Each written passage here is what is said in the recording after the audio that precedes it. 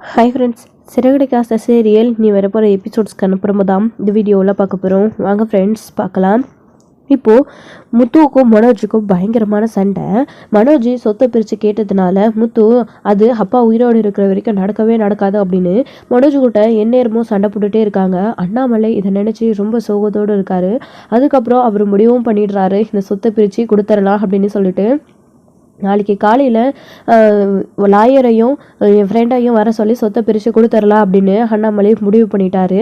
So இப்போது அப்பா இந்த அளவுக்கு கஷ்டப்படுறாரு இவனால் அப்படின்னு சொல்லிட்டு முத்து ரொம்ப வருத்தப்பட்டு இருக்காரு. அதுக்கப்புறமா மறுநாள் காலையில் எப்பயும் போல் எந்திரிச்ச உடனே கரெக்டாக வந்து அண்ணாமலை அவர் சொன்ன மாதிரி ஆளையும் கூட்டிகிட்டு வந்துடுறாரு சொத்தை பிரிக்கிறதுக்காக. முத்து வேண்டாம் அப்படின்னு சொல்கிறாரு, நீங்கள் உயிரோடு இருக்கிற வரைக்கும் அதை வேண்டாம்ப்பா அப்படின்னு. ஏன் விஜயா கூட ஏங்க வேண்டாம் அப்படின்னு சொல்கிறாங்க. ஏன்டா அப்படி எல்லாம் பண்ணுற நீ? ஒழுங்கா நீ பட்ட கடனை நீ தான் அடிக்கணும், நான் நேற்றே சொல்லிட்டேல, எதுக்கு இப்போ திரும்பவும் சொத்தை பிரித்து கேட்டுட்டு இருக்க? ஏங்க வேண்டாங்க அப்படின்னு. விஜயா என்ன பண்ணுறது, என்றைக்கா இருந்தாலையும் அது அவங்களுக்கு சேர வேண்டியது தானே, பேசாமல் அவங்கள்ட்ட இப்போவே பிரித்து கொடுத்துடலாம் அப்படின்னு சொல்கிறாரு அண்ணாமலை. அப்பா வேண்டாம்ப்பா அப்படின்னு ரவியும் சொல்கிறாரு. அதுக்கப்புறம் மனோஜ் இருந்துக்கிட்டு அவரே பிரித்து கொடுக்குறேன்னு சொல்லிட்டாரு, உங்களுக்கு என்ன என்னடா கஷ்டம், உங்களுக்கு ஒன்றும் கேட்கலையே, எனக்கு சேர வேண்டிய பங்கை தானே கேட்டுட்ருக்க அப்படின்னு. உன்னை நம்பி சொத்தை பிரித்து கொடுத்தா அதையும் நீ ஊதாரித்தனமாக ஏதாச்சும் பண்ணிவிட்டு உன்னை நம்பி வந்திருக்கிற அந்த பார்லர் அம்மாவை நடுத்தருவில் தான் நீ நிறுத்துவ அப்படின்னு சொல்லிட்டு இன்னொருத்தவும் சொல்லிட்டு இருக்காரு. இங்கே பாருடா, உன்னை யாரும் அந்த விளக்கத்தெல்லாம் கேட்க சொல்லலை. இது எங்களோட லைஃப் எப்படி வாழணும்னு எங்களுக்கு தெரியும், எங்களுக்கு சேர வேண்டியதை மட்டும் கொடுங்க. நான் அந்த கடனை அடைச்சிட்டு அப்பா போட்ட கையெழுத்து அந்த பேப்பரை வாங்கிட்டு வந்து உங்கள் முன்னாடி கிழிச்சு போட்டுடுறேன். அதுக்கப்புறமா அப்பாவுக்கு இதில் எந்த ஒரு பிரச்சனையும் இருக்காதுல்ல, அப்பா கையெழுத்து போட்டு கொடுத்துட்டாரு இருந்தாலும் தாம் தம்னு குதிக்கிறீங்க. ஆஃப்டர் ஆல் ஒரு கையெழுத்து, அதுக்காகவா இப்படி பேசிட்டு இருக்கீங்க அப்படின்னு சொல்லிட்டு இங்கே மனோஜ் பேசுவோம். என்னடா என்ன சின்ன கையெழுத்து, அதனால இவ்வளோ பெரிய விளைவுகள் வரும்ன்றதை நீ கொஞ்சமாச்சும் யோசிச்சு பார்த்தியா? அப்பா அதை யோசிச்சதுனால தான் சைன் பண்ணி கொடுத்துருக்காரு. உனக்கெல்லாம் அந்த அருமை எங்கடா போய் போகுது? மூளைன்றது ஒன்று உனக்கு இருந்தால் தானே என்னடா சொத்து நான் அழையிற அப்படின்னு முத்து கோவத்தோட பயங்கரமாக சண்டை போட்டுட்ருக்காரு. கொஞ்சம் நிறுத்துங்கடா, எதுக்குடா தேவையில்லாமல் சண்டை போடுறீங்க? முத்து இங்கே பாரு, நீ இந்த மாதிரிலாம் சண்டை போட்டுட்ருக்காத, நான் முடிவு பண்ணிட்டேன், நீ எது எப்படி வருதோன்னு பார்த்து பிரிங்க சார் அப்படின்னு சொல்லிட்டு எங்கள் முத்து சொல்ல கேட்காம அண்ணாமலை சொத்தை பிரித்து கொடுத்துடுறாரு. அதுக்கப்புறம் சொத்தையும் மனோஜுமே வாங்கிட்டு போயிடுறாரு.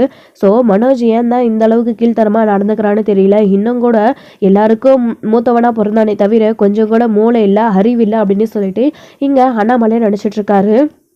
அதுக்கப்புறம் பிரித்து கொடுத்ததுக்கப்புறமா எல்லாரும் அவங்கவுங்க பாட்டுக்கு ஒரு பக்கம் போயிடுறாங்க. ரொம்ப சோகமாக இருக்கார் அண்ணாமலையுமே. அப்போது மீனா அண்ணாமலையை பார்க்கலாம் அப்படின்னு சொல்லிட்டு பால் கொண்டு போகிறாங்க அவங்களுக்கு குடிக்கிறதுக்காக. அங்கே அண்ணாமலையை காணோம். அப்போது எல்லாருக்கிட்டேயும் ஏங்க மாமாவை காணோம் அப்படின்னு சொல்கிறாங்க. அப்போது முத்துவுமே ரவி கிட்ட கேட்குறாரு, எனக்கும் தெரியலன்றாரு. மேலே போய் வராரு, எல்லா இடத்துலையும் தேடி பார்க்குறாங்க, எங்கேயுமே காணோம். ஏமா அம்மா எங்கம்மா அப்படின்னு. தெரியலையடா அப்படின்னு. என்னம்மா எப்படி பதில் சொல்கிற அப்படின்னு. அப்போது அந்த மனுஷன் மனசு வெறுத்து போய் எங்கேயோ போயிட்டாரு போல இருக்கு அப்படின்னு சொல்லிட்டு இங்கே முத்து கோவப்பட்டு இதெல்லாம் எவனால தான் அப்படின்னு சண்டைக்கு போகிறாங்க. நீங்கள் முதல்ல அடிச்சுக்கிறத நிறுத்துங்கடா, நீங்கள் எப்போ வேணாலும் சண்டை போடுவீங்க, போய் முதல்ல என் புருஷனை கூப்பிட்டு வாங்கடா அப்படின்னு சொல்லிட்டு ரவிக்கிட்டேயும் முத்துக்கிட்டேயும் சொல்கிறாங்க. அதுக்கப்புறம் ரவி வாடா, முதல்ல அப்பா எங்கே இருக்காருன்னு போய் முதல்ல தேடி கண்டுபிடிச்சி கூட்டிகிட்டு வரலாம். அப்பாவுக்கு மட்டும் ஏதாச்சும் ஆயிருந்தது அப்புறம் இருக்கு இவனுக்கு, முதல்ல நம்ம போய் அப்பாவை தேடலாம் அப்படின்னு முத்துவும் ரவியும் போயிடுறாங்க. நான் ஒரு பக்கம் தேடவா அப்படின்னு. இல்லைமே நான் இருக்கட்டும் பரவாயில்ல, நாங்களே தேடிட்டு வரோம் அப்படின்னு. ஸ்ருதி நான் போயிட்டு வரேன், என் பர்ஸ் மட்டும் கொஞ்சம் கொண்டு வா அப்படின்னு சொல்லிட்டு அதை எடுத்துகிட்டு வந்ததுக்கப்புறமா 2 பேரும் கிளம்பி போயிடுறாங்க. ஆளுக்கு ஒரு பக்கமாக வந்து முத்து காரில், ரவி வந்து பைக்கில் எல்லா இடத்துலையும் தேடிட்டு இருக்காங்க. அப்போது எல்லாமே இங்கே உன்னால தான்டா அப்படின்னு விஜயா வந்து கோவப்பட்டு சண்டை போட்டுட்ருக்காங்க மனோஜ் கிட்ட. ஆண்டி மனோஜ் என்ன பண்ணார் அப்படின்னு. இங்கே பாருடி, நீ பேசவே பேசாத, எல்லாம் உன்னால தான், இந்த உருப்படாதவனால தான், உன்னை என்னைக்கு கட்டணனோ அன்னைக்கே என் வீட்டுக்கு பிடிச்சது சனியம் அப்படின்ற மாதிரி இங்கே விஜயா கோவப்பட்டு திட்டிகிட்டு இருக்காங்க. ஆண்டி அப்படின்னு நீ பேசவே பேசாதரி அப்படின்னு. அப்போது கிருஷ்ண ஒரு பக்கம் நின்றுட்டுருக்காங்க மீனா கிட்ட. பத்தாததுக்கு இந்த தருதலை வேற, அவளை கூட்டிகிட்டு வந்தது தண்டை சோறு போட்டுட்ருக்கோம், இப்போ இது வேறையா அப்படின்னாலாம் வந்து சுத்தமாக நம்ம மீனா நினைக்கிற விஷயம் எதுவுமே ஒன்று கூட நடக்க மாட்டேங்குது. அதுக்கு ஆப்போசிட்டாக தான் எல்லாமே நடந்துகிட்ருக்கு. இப்போது மீனா வந்து கிறிஷை வந்து எப்படியாச்சும் இந்த வீட்டுக்குள்ளே சேர்க்கணும், எல்லாருக்கிட்டையும் ரோகிணியை பற்றின உண்மையில தெரியப்படுத்தணும், அவங்களுக்கும் தெரியணும், ரோகிணியை ஏற்றுக்கணும், எல்லா விஷயமும் தெரியணும் அப்படின்னு பிளான் பண்ணா. ஸோ இங்கே அதுக்கு மேலே பிரச்சனை நடக்குது. ரோகிணி அடியோட விற்கிற மாதிரி ஒரு பிரச்சனை நடந்துக்கிட்டே இருக்குது. அவங்க அந்த அளவுக்கு பண்ண துரோகம் தான் அவங்கள திரும்ப அது துரத்திக்கிட்டே இருக்குது. ஸோ இப்போது இந்த சொத்து பிரச்சனைனால கடன் பிரச்சனைனால பயங்கரமாக கோவப்பட்டு திட்டிகிட்டு இருக்காங்க நம்ம ரோகிணியை வந்து விஜயா வந்துட்டு. ஐயோ எங்கே போனாருன்னு தெரியல அப்படின்னு உட்காந்து அழுதுகிட்டே இருக்காங்க. விஜயா வந்துட்டு அத்தை கவலைப்படாதீங்க, அவர் போயிருக்காருல்ல, கூட்டிகிட்டு வந்துடுவார், அவரை பற்றி உங்களுக்கு தெரியாதுங்களா அப்படின்னு சொல்லிட்டு இங்கே மீனா சொல்லிட்டு இருக்காங்க. பூஜை ரூமில் போயிட்டு உட்காந்து சாமி கும்பிட்டு விஜயா வந்து அழுதுட்டு இருக்காங்க. அவருக்கு எதுவும் ஆகக்கூடாது, நான் பண்ண இவ்வளோ நாளாக நான் ஏதாச்சும் தெரிஞ்சோ தெரியாமல் தப்பு பண்ணியிருந்தேன், என்னை மன்னிச்சிடு கடவுளே, நான் பேராசைப்பட்டதெல்லாம் தப்பு தான், அது இப்படி போய் முடியும் நான் கொஞ்சம் கூட எதிர்பார்க்கல, சும்மாவா சொல்லியிருக்காங்க பேராசை பெரு நஷ்டம் அப்படின்னு. அந்த மாதிரி தான் இப்போ நடந்துகிட்ருக்கு. கடவுளே நீ இனிமேல் நான் எதுக்குமே ஆசைப்பட மாட்டேன், என் புருஷனை மட்டும் என்கிட்ட கொண்டு வந்து சேர்த்துரு, என்னுடைய ஆணி வேறே அவர் தான் அப்படின்னு சொல்லிட்டு இங்கே விஜயா வந்து மனசை விட்டு சாமிக்கிட்ட போய் அழுதுட்டு இருக்காங்க. இதை கேட்ட மீனாவுக்கே ஒரு நிமிஷம் மனசு அவ்வளோ கஷ்டமாகுது. அத்தை வெளியில தான் நம்ம எல்லாருக்கிட்டையும் இவ்வளோ கோபத்தை காட்டுறாங்களே தவிர இப்போது அவங்க மனசளவில் எவ்வளோ லேசானவங்க அப்படின்னு இப்போ தான் நமக்கு புரியுது அப்படின்னு மீனா அவங்களோட அத்தையை நினச்சி ரொம்ப பெருமைப்பட்டுட்டு இருக்காங்க. ஸோ இப்போது இதுக்கு நடுவில் நம்ம இப்படி தான் அண்ணாமலையை காணோம் அப்படின்ன உடனே பார்வதி வந்து பார்த்திங்க அப்படின்னா விஜயாவை தேடி குடுகுடுன்னு ஓடி வந்துடுறாங்க. ஸோ வந்து மனசு கேட்காம.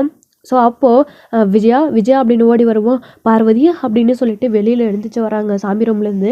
மீனா என்னாச்சு அப்படின்னு மாமாவை காணாத அப்படின்னு சொல்லிட்டு இருக்கும்போது விஜயா நீ கவலைப்படாத, முத்து போயிருக்காருலாம், கண்டிப்பாக காப்பாற்றி கூட்டிகிட்டு வந்துடுவான், எதுவும் ஆகாது அவருக்கு, எங்கே போயிருக்காருன்னு கண்டுபிடிச்சி கூட்டிகிட்டு வந்துடுவாங்க அப்படின்னு சொல்கிறாங்க. பார்வதி அப்படின்னே கட்டி பிடிச்சி ஓன்னு அழ ஆரம்பிக்கிறாங்க. நான் பண்ணதெல்லாம் எவ்வளோ தப்புன்னு இப்போ புரிஞ்சுக்கிட்ட பார்வதி, நான் பண்ண தப்பால் எத்தனை உறவுகளை இழக்க வேண்டியது இருக்குது அப்படின்னு. அதை இழந்ததுக்கு அப்புறமா தான் எனக்கு தெரியுது, முதல்ல நான் பண்ண முட்டாள்தனத்தால் உன்னை இழந்தேன், அதுக்கப்புறம் இப்போது டோ இவனை மனோஜுக்கு சப்போர்ட் பண்ணி என் புருஷனை இப்போ இழந்துட்டு நிற்கிறேன், அவர் மட்டும் இல்லைன்னா நான் என்ன கதி அவன் எனக்கே தெரியாது பார்வதி அப்படின்னு சொல்லிட்டு விஜயா ஓன்னு அழுகுறாங்க. நீ கவலைப்படாத அப்படின்னு, நீ என்னை மன்னிச்சிட்டில்ல, நான் பண்ணது தப்பு தான், இனி அந்த மாதிரி பண்ண மாட்டேன் அப்படின்னு விஜயா வந்து சொல்லிட்டு இருக்காங்க பார்வதி கிட்ட. இங்கே பாருடி, நான் அது எல்லாத்தையும் மறந்துட்டேன், ஆனால் உனக்கு ஒன்றுனா என்னால் வராமல் இருக்க முடியாது, நீ கவலைப்படாத, நம்மளோட ஃப்ரெண்ட்ஷிப்பு 1000 வருஷம் ஃப்ரெண்ட்ஷிப்பு, அது என்றைக்குமே கெட்டு போகாது அப்படின்ற மாதிரியெல்லாம் வந்து பார்வதியும் வந்து ஆறுதல் சொல்லி பேசிகிட்டு இருக்காங்க. அத்தை நீங்கள் திரும்பவும் அத்தையை தேடி வந்தது எனக்கு ரொம்ப சந்தோஷமாக இருக்குது, நீங்கள் கண்டிப்பாக கூட சீக்கிரம் 2 பேரும் ஒன்று சேர்ந்துருவீங்க அப்படின்னு எனக்கு தெரியும் அப்படின்னு மீனா சொல்லிட்டு இருக்காங்க. இப்போது அண்ணாமலை எங்கே போனாருன்னு தெரிஞ்சுக்கணுமே, முத்து ஏதாச்சும் ஃபோன் பண்ணானாமா அப்படின்னு. இல்லை அத்தை எதுவுமே ஃபோன் பண்ணலை அப்படின்னு சொல்லிட்டு இருக்காங்க. விஜயா ஆண்டி கவலைப்படாத, வா இங்கே உட்காருவா, எல்லாம் சரியாக போயிடும் அப்படின்னு சொல்லிட்டு இருக்காங்க. அத்தை இந்தாங்க தண்ணியாச்சும் குடிங்க அத்தை, காலையிலேருந்து எதுவுமே சாப்பிடல அப்படின்னு சொல்கிறாங்க. என் புருஷன் வராமல் எனக்கு பச்சை தண்ணி கூட வேணாம், நீ எடுத்துகிட்டு போ அப்படின்னு விஜயா வந்து சொல்லிட்டு இருக்காங்க. நீ குடும்பம் மீனா நான் கொடுக்குறேன் அப்படின்னு. பார்வதி இங்கே பார், தண்ணி தானே கொஞ்சமாக குடியே, அப்புறம் அண்ணன் கண்டிப்பாக வந்துருவார், அவருக்கு எதுவும் ஆகாது, அவரை நினச்சி நீங்கள் கவலைப்படாத அப்படின்னலாம் வந்து பார்வதி வந்து சொல்லிட்டு இருக்காங்க. அப்போது முத்து இவங்களை தேடி போய் கண்டுபிடிச்சி கூட்டிகிட்டு வந்துடுறாங்க. இவர் அண்ணாமலை வந்து ரொம்ப கஷ்டத்தோடையும் மன வருத்தத்தோடையும் போய் கோயிலில் உக்காந்துட்டு இருந்திருக்காரு யாருக்குமே தெரியாமல். அப்போது முத்து அவர் தேடி கண்டுபிடிச்சி, அப்பா என்னப்பா இங்கே வந்து உட்காந்துருக்கா அப்படின்னு. உன்னை காணுன்னு வீட்டில் எல்லா இடத்துல தேடி பார்த்தோம் தெரியுமாப்பா, நீங்கள் காணணும் உங்களை திருத்தரவாக தேடி அழிஞ்சிட்டு வந்துட்டுருக்கோம், நீங்கள் என்னென்னப்பா இங்கே இருக்கீங்க ரவி அப்படின்னு சொல்லிட்டு உடனே ரவிக்கு ஃபோன் பண்ணி, ரவி இங்கே தானே அப்பா கோயில் இருக்கிறாரு, நீ வீட்டுக்கு வந்துடு, நான் அப்பாவை கூட்டிகிட்டு வந்துடுறேன் அப்படின்னு. சரி முத்து நான் வீட்டில் போய் விஷயத்த சொல்லிடுறேன், அவங்க எல்லாரும் ரொம்ப பதற்றமாக இருப்பாங்க அப்படின்னு ரவியும் கிளம்பி வீட்டுக்கு வராரு. இன்னொரு பக்கம் எங்கள் அண்ணாமலை வந்து அப்பா பாப்பா முதல்ல வீட்டுக்கு போகலாம் அப்படின்னு. சரி முத்து நடந்ததை நினச்சி அப்படியே கடவுள் மேலே பாரத்தை போட்டு வந்து உக்காந்துட்டு வேற ஒன்றும் இல்லை அப்படின்னு. அப்பா நீ அதை சொல்லிட்டு வந்திருக்கலாம்லப்பா, மீனா கிட்டையாச்சும் சொல்லியிருக்கலாம்ல, நீங்கள் வீட்டில் யாருக்கிட்டையும் சொல்லாமல் கொள்ளாமல் வந்துட்டீங்க, நீங்கள் எங்கே போனீங்கன்னு தெரியாமல் நாங்கள் எல்லோரும் ரொம்ப கஷ்டப்பட்டுட்டோப்பா அப்படின்னு முத்து சொல்கிறாரு. நான் அவ்வளோ சீக்கிரம் உங்கள் யாரையும் விட்டுட்டு போக மாட்டேன்டா முத்து, நீ கவலைப்படாத அப்படின்னு. அப்பா ஏன்பா அப்படிலாம் பேசுகிற அப்படின்னு. நான் எந்த ஒரு தப்பான முடிவை எடுக்க மாட்டேன் அப்படின்னு அவர் அண்ணாமலை சொல்லிட்டு முத்து கூட கிளம்பி வீட்டுக்கு வராரு. அதுக்கு முன்னாடியே ரவி வந்து அப்பா கிடைச்சிட்டாரு, கோயில் இருக்கிறாரு, முத்து அவரை கூட்டிகிட்டு வராரு அப்படின்னு சொல்லிட்டு இங்கே ரவி வந்து சொல்லிட்டு இருக்காங்க. இப்போ தான் எனக்கு உயிரே வந்திருக்கு அப்படின்னு விஜயா சொல்லவோ, நான் தான் சொன்னேன்ல வந்துருவார் அண்ணன் அப்படின்னு, நீ தான் கவலைப்பட்ட அப்படின்னு பார்வதி சொல்லிட்டு இருக்கும்போது அப்போது கரெக்டாக வந்து அண்ணாமலை வந்துடுறாரு. மாமா மாமா எங்கே போனீங்க அப்படின்னு மீனா குடுகுடுன்னு ஓடி போகிறாங்க, ஸ்ருதியும் ஓடி போகிறாங்க. அப்போது அங்கிள் எங்கே போனீங்க சொல்லாமல் கொல்லாமல் அப்படின்னு. ஒன்றும் இல்லைம்மா சும்மா கோயிலுக்கு தான் அப்படின்னு. அங்கிள் நீங்கள் சொல்லிட்டு போயிருக்கலாம், உங்களை காணணுன்னு எல்லாரும் எவ்வளோ துடிச்சு போயிட்டோம் தெரியுமா அப்படின்னு ஸ்ருதி சொல்கிறாங்க. நான் எங்கேயும் போக மாட்டேம்மா அப்படின்னு.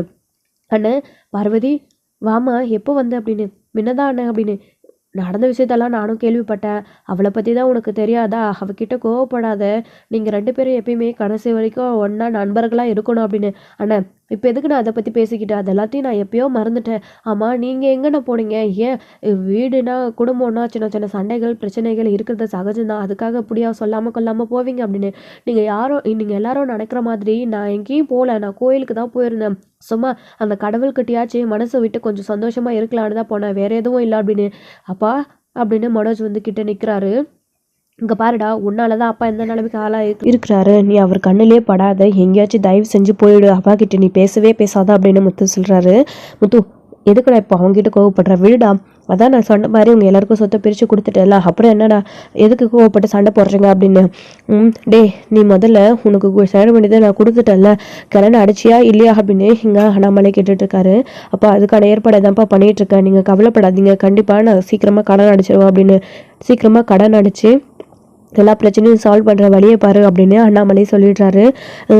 சரி முத்து, எனக்கு கொஞ்சம் டயர்டாக இருக்குது, நான் உள்ளே தூங்குறேன் அப்படின்னு சொல்கிறாரு அண்ணாமலை. சரி பாப்பா அப்படின்னு. மீனா அப்பாவுக்கு ஏதாச்சும் குடிக்கக்கூடு அப்படின்னு. சரிங்க அப்படின்னு சொல்லிட்டு மீனா போயிட்டு ஜூஸ் கொண்டு வராங்க. மாமா இதை குடிச்சிட்டு படுங்க அப்படின்னு. அதை குடிச்சிட்டு அண்ணாமலையுமே படுத்துடுறாரு. முத்து அவரை படுக்க வச்சுட்டு வராரு. வெளியே வந்ததுக்கப்புறமா மனோஜ் மேலே அவ்வளோ கோவத்தோடு இருக்காங்க. அப்போ ரோகன் இருந்துக்கிட்டு மனோஜ் வா அப்படின்னு உள்ளே கூட்டிகிட்டு போயிடுறாங்க. இவெல்லாம் என்ன பொம்பளையோ தெரியல, புருஷனை சரியாக வழி நடத்த கூட தெரியல, பேராசைப்பட்டு அவர் தான் தப்பு பண்ணுறாரு அப்படின்னா கூட இருந்து அதை சொல்லியாச்சும் புரிய வைக்கணும்ல, அதுவும் இல்லை அப்படின்னு சொல்லிட்டு மீனா ரோகிணி மேலே கோவப்பட்டுட்டு இருக்காங்க.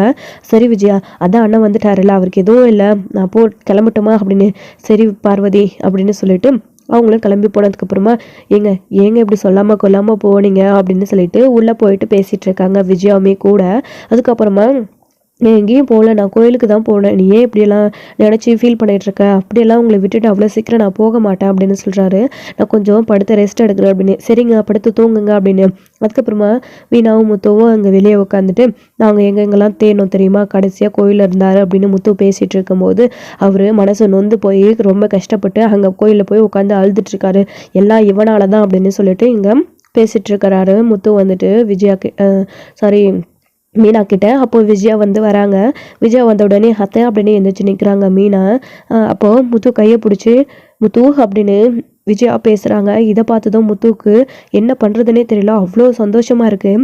அம்மா அப்படின்னு மனசு விட்டு அப்போ தான் வாய் நிறைய கூப்பிடுறாரு. மன்னிச்சிடு முத்து, என்ன உன்னை நான் இது வரைக்கும் என் பிள்ளையா நான் மதித்ததே கிடையாது, பெற்றுட்டேனே தவிர ஒரு மனுஷனாக கூட நான் உன்னை மதிக்கவே இல்லை இவ்வளோ நாள் வரைக்குமே. அப்படி இருந்தும் நீ இதை எதையுமே யோசிக்காமல் என் புருஷனை எனக்கு மீட்டு கொண்டு கொடுத்துருக்க. அவரை தவிர உலகத்தில் எனக்கு வேறு எதுவுமே முக்கியம் கிடையாது. நான் பண்ணதெல்லாம் எவ்வளோ பெரிய தப்புன்னு இப்போ தான் நான் உணர்றேன், என்னை மன்னிச்சிடு முத்து அப்படின்னு இங்கே விஜயா வந்து சொல்லிட்டு இருக்கவும் முத்துக்கிட்ட. அப்போ மீனா இருந்துக்கிட்டு இதே தாங்க பார்வதி அத்தைக்கிட்ட சொல்லியும் அத்தை அழுதுட்டு இருந்தாங்க, அவங்க செஞ்சதெல்லாம் தப்புன்னு மன்னிச்சுடுங்கன்னு பார்வதி அத்தைக்கிட்ட பேசிகிட்டு இருந்தாங்க. இப்போது உங்ககிட்ட அத்தை உண்மையிலே இப்போ மாறிட்டாங்கங்க, முன்ன மாதிரியெல்லாம் இல்லை அப்படின்னு மீனா முத்துக்கிட்ட சொல்கிறாங்க. ஆமாம் இது எதுக்குமா எனக்கு நன்றி சொல்லிக்கிட்டு, நீ அம்மாம்மா என்னை அடிக்கவோ திட்டவோ என்கிட்ட கோவப்படுமோ எல்லா ஒரு உரிமையாகவும் உனக்கு இருக்குமா, இந்த ஒரு வார்த்தைக்காக தான் இவ்வளோ நாளாக நான் தவறு இருந்தேம்மா, என்னை பாசமாக நீங்கள் என் பிள்ளை அப்படின்னு பெருமையாக சொல்லிக்கிட்டு முத்து அப்படின்னு வாய் நிறைய கூப்பிட்டாலே போதுமா, வேறு எதுவுமே உங்ககிட்ட இருந்து எனக்கு வேண்டாமா அப்படின்னு முத்து சொல்கிறாரு. இதை கேட்டு விஜயாவுமே அவ்வளோ சந்தோஷப்படுறாங்க, மனசு இலகி கண் கலங்குறாங்க வருத்தப்பட்டு. அம்மா அழுகாதீங்கம்மா, அப்பா தான் திரும்பி வந்துட்டாருல, அப்பாவை அவ்வளோ சீக்கிரம் நான் எங்கேயும் போக விட மாட்டேம்மா, அவர் நம்ப அப்பா அம்மா அப்படின்னு இங்கே முத்து வந்து விஜயா கிட்ட சொல்லிட்டு இருக்காங்க. எந்த விதத்துலையும் இந்த குடும்பமோ அப்பாவோ நீங்களோ அவமானப்படவோ அசிங்கப்படவோ நான் விட மாட்டேன், நான் இருக்கிற வரைக்கும் அது நடக்காது. இந்த குடும்பத்தை கட்டி காப்பாற்ற வேண்டியது ஒரு அண்ணனா அவனுக்கு வேணா பொறுப்பு இல்லாமல் இருக்கலாம், ஆனால் ஒரு தம்பியா இந்த வீட்டு பிள்ளையா எனக்கு இருக்குது அந்த கடமை, அவங்க எல்லாரையும் நான் பத்திரமா பார்த்துப்பா அப்படின்ற மாதிரி முத்து சொல்கிறாரு. ரொம்ப சந்தோஷம்ப்பா, நீ தான் இந்த பிரச்சனையை எப்படியே அவன் முடிக்கிற வரைக்கும் அவன் கூட நின்று, அவனுக்கு நாளும் தெரியாது எதுவுமே தெரியாது, இருந்தாலும் நான் அவனை தான் பெருமையாக பேசியிருக்கேன் உன்னை தவிர, அதாவது உன்னை விட ஆனால் நீ அதை எதையும் மனசில் வச்சுக்காத. அவன் என்னதான் இருந்தாலும் என் வயிற்றில் பிறந்துட்டான், அவனும் இந்த வீட்டு பிள்ளை ஆகிட்டு, அந்த பிரச்சனையை நீ சரி பண்ணணும் அப்படின்னு விஜயா கேட்கவோ, கண்டிப்பாம்மா நீங்கள் சொன்னி தான் நான் அதை செய்யணுமா, நீங்கள் சொல்லலைனாலே அதை செய்வேன் உங்களுக்காக, ஏன் அப்பாக்காக. அவர் இந்த விஷயத்தில் எவ்வளோ உடஞ்சி போயிருக்கிறாரு, அவனால் எதுவும் முடியாதுன்னு எனக்கு தெரியும், இந்த பிரச்சனையை எப்படி சால்வ் பண்ணுறேன்னு எனக்கு தெரியுமா, நீங்கள் கவலைப்படாதீங்க அப்படின்னு முத்து சொல்லிட்டு இருக்காரு. இது கேட்டு இங்கே ஸ்ருதியோட அவியா அப்போ தான் வந்து எல்லா விஷயத்தையும் கேட்கவும், மா எங்களுக்கு ரொம்ப சந்தோஷமாக இருக்குமா, நீங்கள் திரும்பவும் முத்துக்கிட்ட பழையபடி பேசுறது, இப்படி ஒரு நாள் வராதுன்னு மொத்தமும் ஏங்கிட்டு இருந்திருக்கா, நாங்களும் எவ்வளோ ஏங்கிட்டு இருந்திருக்கோம்மா, உண்மையிலே எங்களுக்கு ரொம்ப சந்தோஷமாக இருக்குமா, நீங்கள் கவலைப்படாதீங்கம்மா, முத்து சொன்ன மாதிரி நாங்கள் இந்த பிரச்சனையை எப்படியாச்சும் சால்வ் பண்ணுவோம், இந்த குடும்பம் உடஞ்சி போகாமல் கண்டிப்பாக ஒத்துமையாக இருக்கும், நீங்கள் கவலைப்படாதீங்க அப்படின்னு ரவியும் சொல்கிறாரு. இது போதும் எனக்கு அப்படின்னு. அத்தை நீங்கள் இதெல்லாம் நினச்சி கவலைப்படாதீங்க அத்தை, நீங்கள் வாய் நிறைய அவரை முத்து என் பிள்ளை அப்படின்னு சொன்னாவே போதும், அவர் உங்களுக்காக உயிரை கூட கொடுக்க தயாராக இருப்பார் அத்தை, உங்கள் மேலே அவர் அவ்வளோ பாசம் வச்சுருக்காரு, எத்தனை நாள் சொல்லி சொல்லி என்கிட்ட வருத்தப்பட்டு அழுதுருக்காரு தெரியுமா அத்தை, அந்த நாள் இவ்வளோ சீக்கிரம் வரும்னு நான் எதிர்பார்க்கவே இல்லை அத்தை, ரொம்ப சந்தோஷமாக இருக்குது அப்படின்னு. சரிம்மா மீனா, உனக்கும் சேர்த்து தான், உன்னையும் நான் இந்த வீட்டு மருமகளாக ஒரு நாளும் நினச்சதில்ல, நீயே என்னை மன்னிச்சிடு அப்படின்னு. அத்தை இதுக்கு எதுக்கு எத்தை என்கிட்டலாம் மன்னிப்பு கேட்டுட்டு, நீங்கள் போங்க அத்தை, போய் ரெஸ்ட் எடுங்க அப்படின்னு மீனா சொல்கிறாங்க. ஸோ இதோட இந்த எபிசோட் வந்து முடிச்சிருக்காங்க. அடுத்தடுத்த எபிசோடில் என்ன நடக்க போகுது, முத்து இந்த பிரச்சனையெல்லாம் எப்படி சால்வ் பண்ண போகிறாரு அப்படின்றத வெயிட் பண்ணி நெக்ஸ்ட் ஸ்டோரியில் பார்க்கலாம் ஃப்ரெண்ட்ஸ். தேங்க்யூ.